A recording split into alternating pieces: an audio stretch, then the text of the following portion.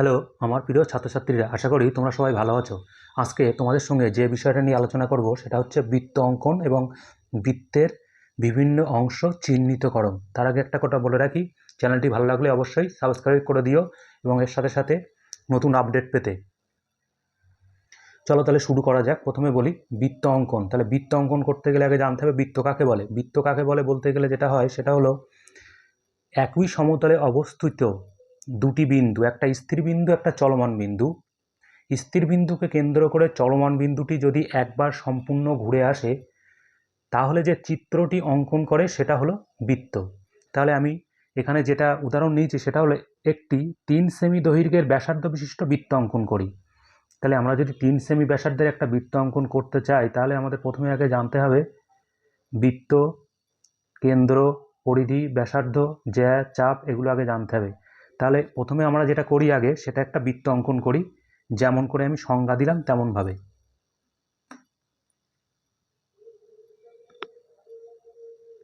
একটা আমি স্থির বিন্দু নিলাম, একটা বিন্দু স্থির বিন্দু, এই বিন্দুকে কেন্দ্র করে চলমান বিন্দু নিলাম, একবার ঘুরে আসলো, যে চিত্রটা পাওয়া গেল সেটাকে আমরা বলছি কি না, এটা হচ্ছে বৃত্ত। এই বৃত্তর স্থির বিন্দু, এই স্থির বিন্দুটাকে আমরা বলবো কেন্দ্র। তাহলে যদি স্থির বিন্দুটাকে আমরা একটা নাম দেই ও, তাহলে কি হলো, ও হলো কেন্দ্র। কেন্দ্র। এরপরে যে চলমান বিন্দুটি যে চিত্রটা তৈরি করেছে সেটাকে আমরা বলছি, এই জিনিসটাকে আমরা বলছি পরিধি। কি নাম দিলাম? পরিধি। তাহলে স্থির বিন্দুটাকে কেন্দ্র, চলমান যে বিন্দুটা চিত্র অঙ্কন করেছে সেটার নাম দিলাম পরিধি। এবং এই কেন্দ্র থেকে পরিধির যে কোনো একটা বিন্দু যদি আমরা যোগ করে দেই, এই কেন্দ্র আর এই পরিধির যে কোনো একটা বিন্দু আমরা যদি যোগ করে দেই,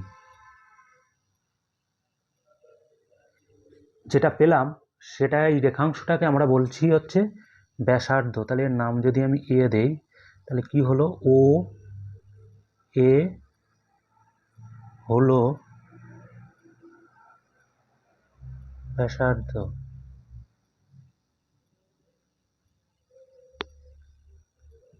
ও এ হলো তাহলে কি ব্যাসার্ধ।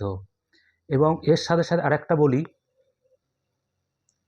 পরিধির উপরে যে কোনো দুটি বিন্দু যোগ করে দিলে সেটা যদি কেন্দ্রকে স্পর্শ করে যায়, কি বললাম, পরিধির উপরে যে কোনো দুটো বিন্দু যোগ করার ফলে সেটা যদি কেন্দ্রকে স্পর্শ করে যায় সেই রেখাংশটাকে আমরা বলবো কি ব্যাস।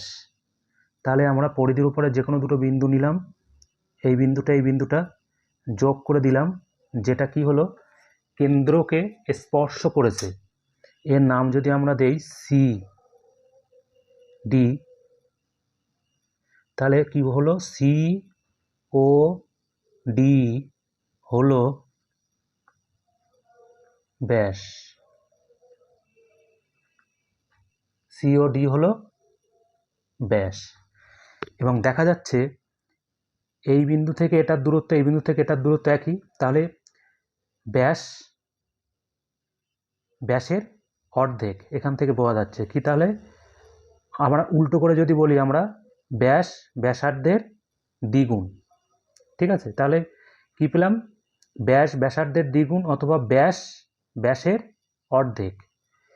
এরপরে আমরা যেটা পাবো সেটা হচ্ছে এই পরিধিটাকে আমরা যদি খণ্ড খণ্ড করে দেই, পরিধিটাকে এখান থেকে এইটুকু যদি আমরা কেটে নেই, এই যেটুকু পেলাম এইটুকুকে আমরা সবসময় বলবো কি চাপ। এর নাম যদি আমরা দেই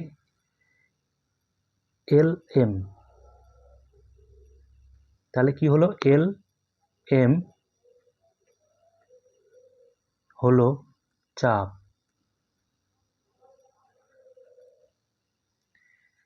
এল এম হলো চাপ। এবার এখানে আরেকটা জিনিস বলি, সেটা হলো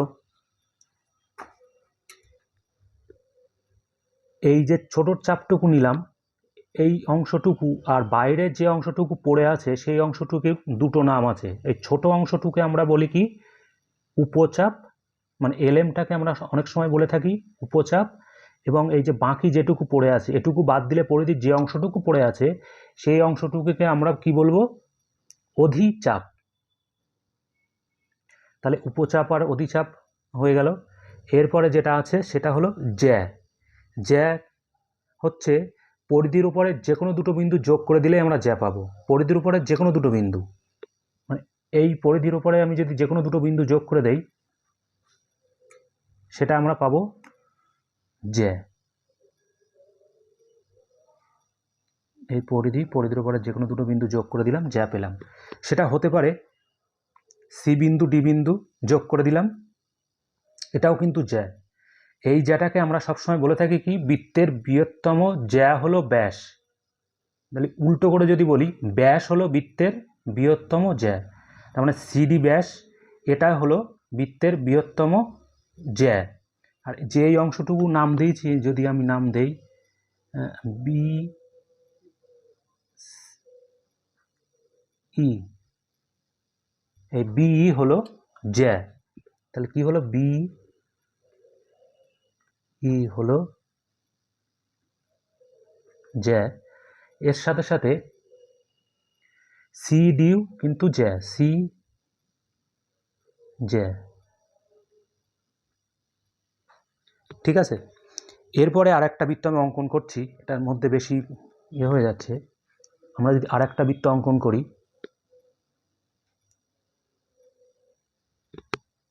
এই যে একটা বৃত্ত অঙ্কন করলাম, এই যে বৃত্তর এই বৃত্তর এরকমভাবে যদি আমরা অর্ধেক করি তাহলে ওপরে একটা অংশ পেলাম, নিচে আর একটা অংশ পেলাম। এই উপরেরটাকে আমরা বলে থাকি উপবৃত্তাংশ, নিচের অংশটুকুকে বলে থাকি আমরা অধিবৃত্তাংশ। কি নাম বললাম? এই অংশটুকু হচ্ছে উপবৃত্তাংশ,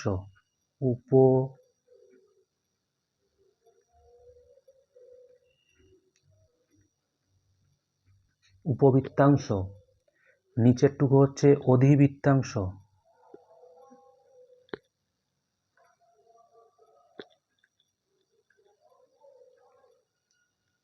অধিবৃত্তাংশ, উপরেরটুকু উপবৃত্তাংশ, নিচেরটুকু হচ্ছে অধিবৃত্তাংশ।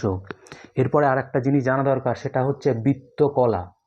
বৃত্তকলা বলতে কি বোঝায়? বৃত্তকলা বলতে আমরা বুঝি কোনো বৃত্তের কোনো একটি চাপকে যদি দুটি ব্যাসার্ধ দিয়ে সীমাবদ্ধ করা যায় তাকে আমরা বলবো বৃত্তকলা।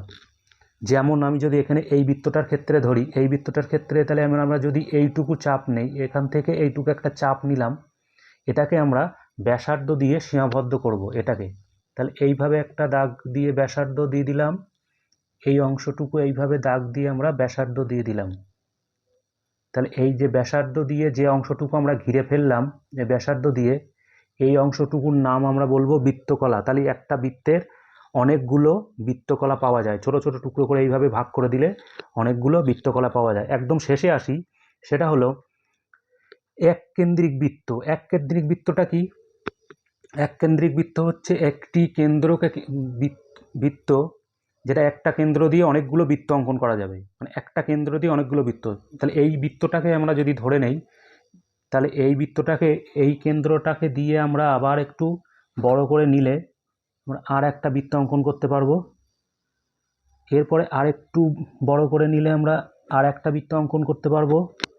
তাহলে এই যে বৃত্তগুলো পেলাম সবকটাই হচ্ছে এক কেন্দ্রিক বৃত্ত। তাহলে অনেকগুলো বৃত্তের কেন্দ্র যদি একটি হয় তাহলে সেই সমস্ত বৃত্তকে আমরা বলবো এক কেন্দ্রিক বৃত্ত। এবার আসি হচ্ছে 3 সেমি দৈর্ঘ্যের ব্যাসার্ধ বিশিষ্ট একটি বৃত্ত। তাহলে 3 সেমি দৈর্ঘ্যের ব্যাসার্ধ বিশিষ্ট যদি বৃত্ত অঙ্কন করতে চাই তাহলে আমি 3 সেমির একটা আমাদের রেখাংশ অঙ্কন করা দরকার। আমরা এখানে 3 সেমির একটা রেখাংশ অঙ্কন করছি।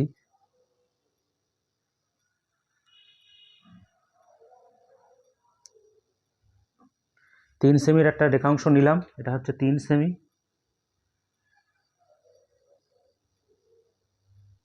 3 সেমি এই রেখাংশটা ব্যাসার্ধ ধরে আমাদের একটা বৃত্ত অঙ্কন করতে হবে। ধরে নিলাম ব্যাসার্ধ ধরে বৃত্ত অঙ্কন বলতে আমরা যেভাবে মাপ নেই সেইভাবে যদি আমরা একটা বৃত্ত অঙ্কন করি, তাহলে এই যে বৃত্তটা পেলাম, এই বৃত্তটা হচ্ছে 3 সেমি ব্যাসার্ধ বিশিষ্ট বৃত্ত। এই যে 3 সেমি ব্যাসার্ধ বিশিষ্ট বৃত্ত আমরা পেয়ে গেলাম। এরপরে এই বৃত্তের বিভিন্ন অংশ চিহ্নিতকরণ যেভাবে আমি করে দেখালাম, এইভাবে এখানে চিহ্নিতকরণ করে দেখাতে হবে। চ্যানেলটি ভালো লাগলে অবশ্যই সাবস্ক্রাইব করে দিও। ভালো থেকো, সুস্থ থেকো, ধন্যবাদ।